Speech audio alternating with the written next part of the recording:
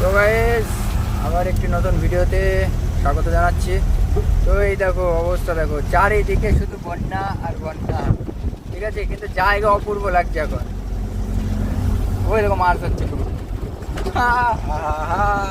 এই লোক হাওয়া খাচ্ছে, টাউনের লোক তো শহরে যাচ্ছে, এই সরি এইখান থেকে হাওয়া খেয়ে বাড়ি যাচ্ছে।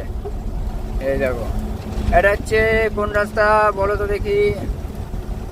আমি বলে দিচ্ছি, তোমরা পারবে না, কারণ এরকম রাস্তা অনেক আছে। এটা হচ্ছে বর্ধমানের ওই মেমারি, সরি ধাত্রীগ্রাম থেকে বর্ধমানের দিকে যে রাস্তাটা যাচ্ছে সেই রাস্তাটা, ঠিক আছে, মেমারি শক্তিগড় এই এই যে বাঁদিকে কেটে যায় না, সেই রাস্তাটা। তো এই হচ্ছে অবস্থা। এই দেখো বেশি জল না, হালকা পাতলা এক এটো করে জল আছে, এক এটো এক মাজা জমিতে এই জলগুলো, ঠিক আছে। তো ঢেউ খেলছে তো বিশাল লাগছে দেখতে। হ্যাঁ, আর আজকে ভাই পটল নিয়ে যাচ্ছি হচ্ছে জাহানাবাদ।